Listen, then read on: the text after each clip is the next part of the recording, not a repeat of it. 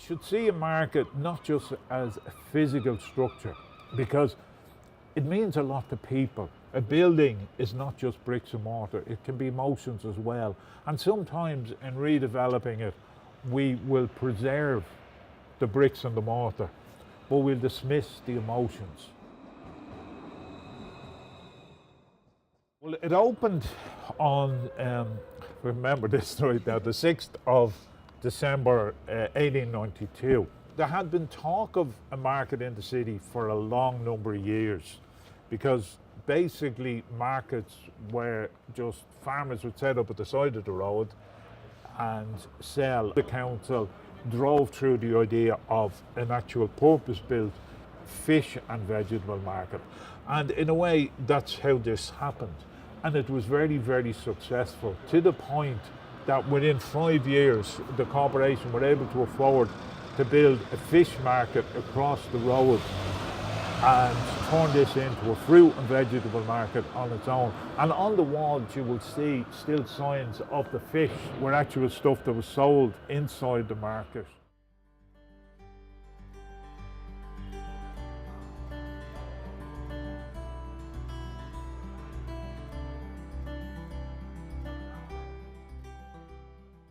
We really need to start appreciating what we have, because a lot of stuff is disappearing quicker than we can realise it. And it's a shame in a way that the fish market has disappeared, because it was very important. Both of these markets fed this country for years.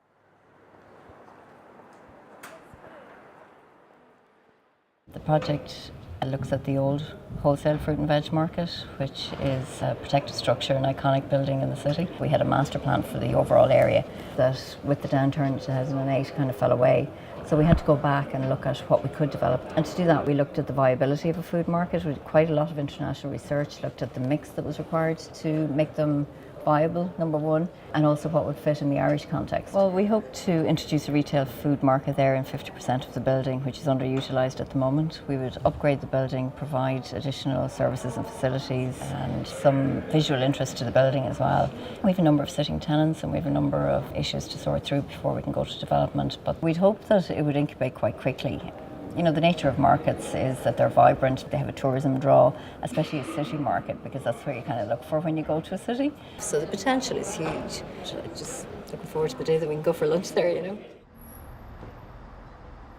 It is going to close. The council tell me that the builders are moving in September, but I've been hearing that now for a long number of years. The traders tell me that ain't going to happen, but one thing is certain: whether they move in September or later, they're moving in.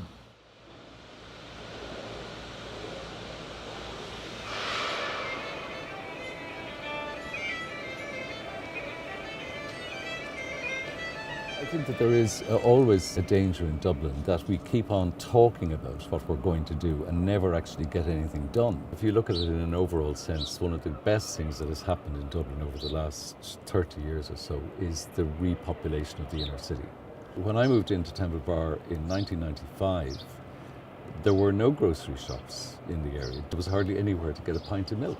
I always thought that you needed to bring people into the area who had a bit of purchasing power and who would then be able to sustain a range of services. Because of all the developments that have taken place in the inner city, its population is now well over 130,000. So that's a historic change.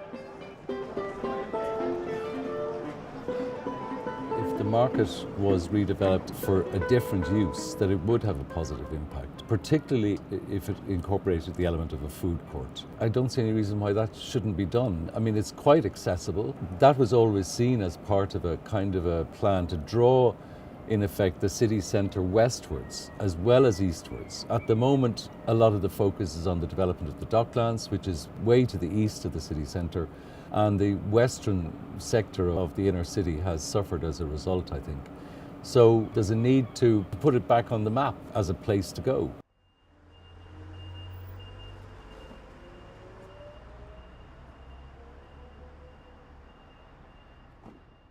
It all comes down to just wanting change. And we should not change, because society has to evolve.